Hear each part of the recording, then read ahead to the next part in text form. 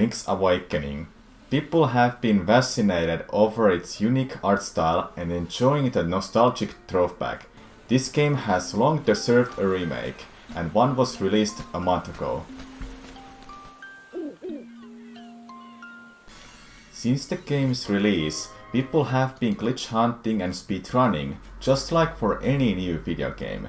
Since the game is a remake from the ground up, the old glitches that existed in the original version don't work anymore.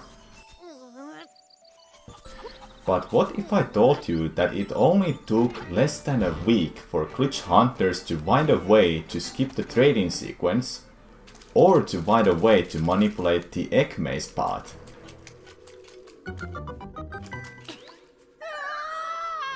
Let's get it. Or to find a way to skip a dungeon.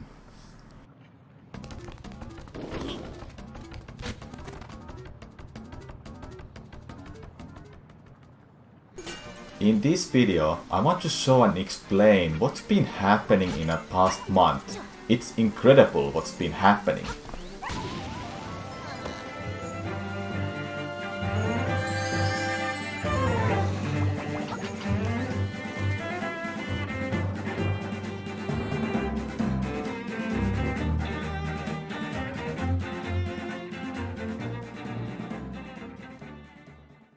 There have been multiple glitches discovered in the last month.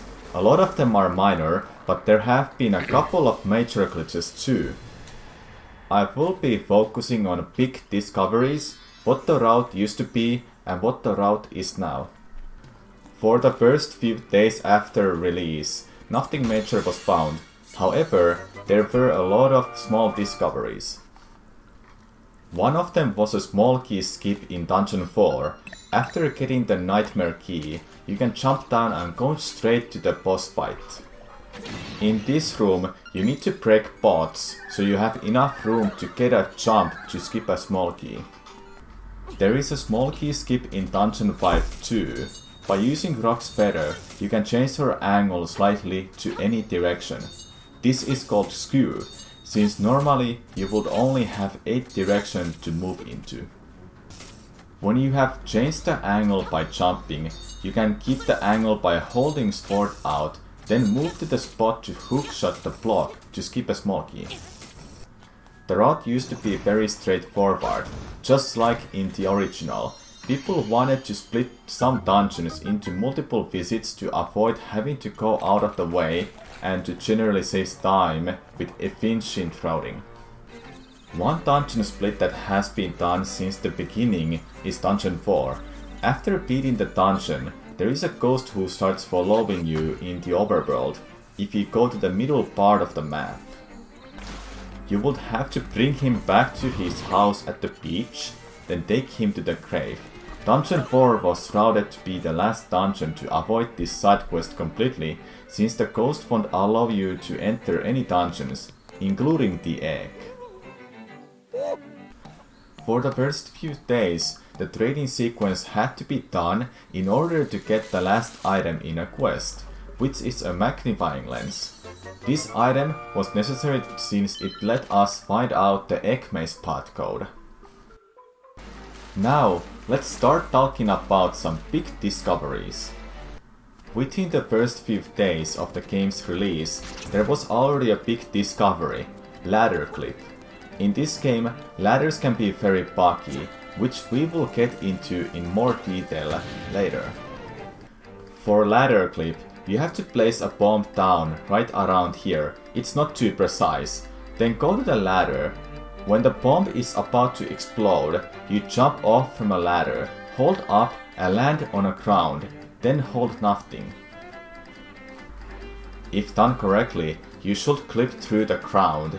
With this, you can go and possibly walk out of bounds. This wasn't found to be too useful for speedruns yet.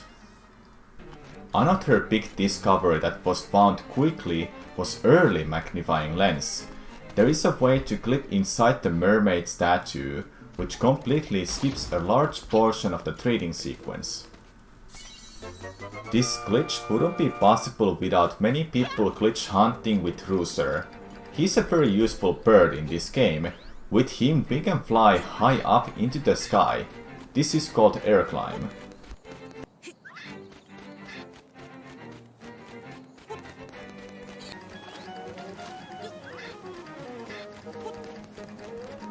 To quickly explain how it is done, you need to grab the rooster just barely outside of the ladder, then move just slightly by tapping up once on the joystick. When Link and the rooster are about to lose height, you have to start holding up again. You will then start climbing upwards. By doing this glitch, we are able to get onto the ledge, to walk all the way to the mermaid statue and clip inside.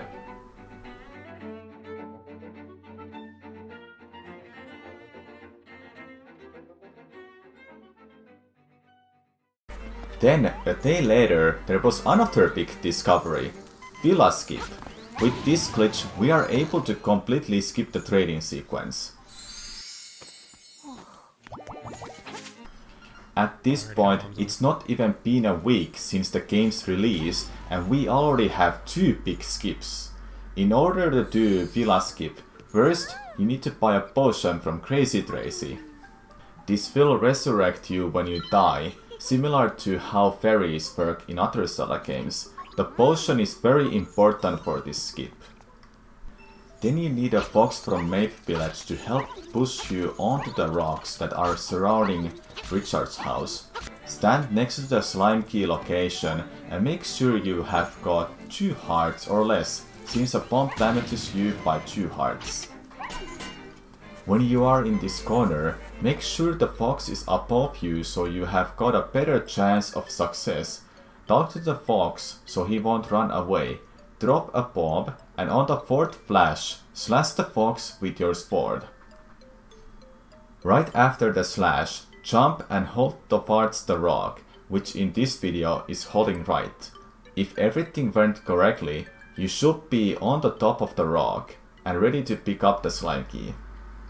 The egg can have one of 210 paths, chosen at random. At first glance, this number seems far too high to consider trying to skip the magnifying lens and guess the path. However, using a pathing model known as a super permutation, runners found a static path with about 430 steps that would cover each of the 210 possible sequences. If the correct sequence was in the first 100 steps, this would actually save time over completing the trade sequence to get the magnifying lens. The fear of the endgame RNG crab suit was so great that the leaderboard was initially split into book and no book categories, to guarantee any runners crazy enough to go for this lensless route. If you are interested of more in-depth explanation about the RNG manipulation, check the link in the description. The website is made by GeoCop. Days went on and nothing big was discovered for a while, mostly new route changes and optimizations to the movement and dungeons. Many quick kills and strats for both bosses and mini-bosses were found. People started to route in a piece of power drop, so they will be able to quickly kill bosses, such as the Dungeon 5 boss. Without a piece of power, Slime Eel isn't possible to one cycle either. Another route change was in Dungeon 7. Mambo was used a lot in this dungeon, so the pole that's required to break the pillars wouldn't go back to its initial location. Then something big was found. This glitch apparently had already happened in first days of the release, but hadn't been seen by the speedrunning community until now. One of the original video clips shows how the person was able to get to the instrument room by using a Hinox in Dungeon 7. This meant only one thing: a dungeon skip. What makes this so special is that nobody in speedrunning community has been able to replicate the original video and get to the instrument room. You are truly the luckiest man, drewblank. However, people have managed to get themselves to the 4th floor, which isn't possible to get to normally before breaking down all 4 pillars on the second floor. People then started trying to see if there was any use for Hinox in Dungeon 8 instead. There were a few discoveries to get on the dungeon's wall, but then something unexpected was found. We found a way to get to the instrument room in Dungeon 8.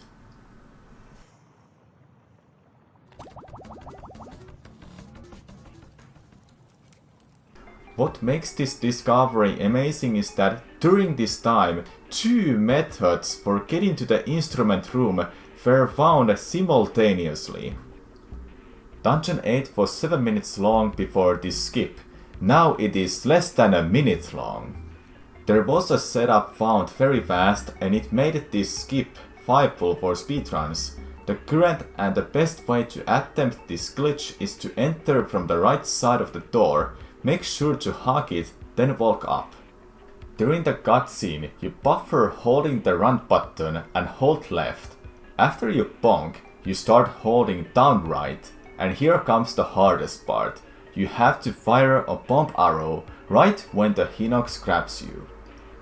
If done correctly, the Hinox grabs you while you're taking damage from a bomb and throws you through the whole dungeon. As far as we know, it is frame perfect.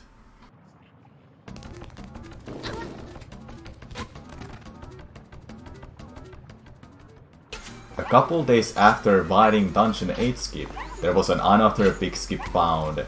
Forlus skip, or Angler Key skip. Remember where we had to use a fox to get on the rock? This is exactly the same idea, but a lot harder. The fox must be taken all the way to the dungeon 4 entrance, and once we've taken him here, we need to align things very precisely so that the fox can push us up on the keyhole. What makes this a lot harder is not having a corner like in Villa skip, so the timing to jump is a lot more strict. There are a couple of time savers that were found to get the fox to the setup faster, such as getting the fox up on this ladder, so we wouldn't need to go through the forest.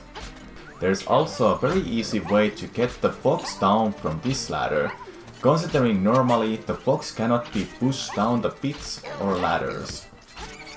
You set yourself up for the skip by putting the fox into a specific position, then position yourself directly above him so he doesn't lean to the right or to the left. After getting on top of the keyhole, you can simply walk in through the water wall, but in getting to Dungeon 4 early, we run into a small issue. How do we get to Dungeon 7 since the water wall isn't gone after beating Dungeon 4?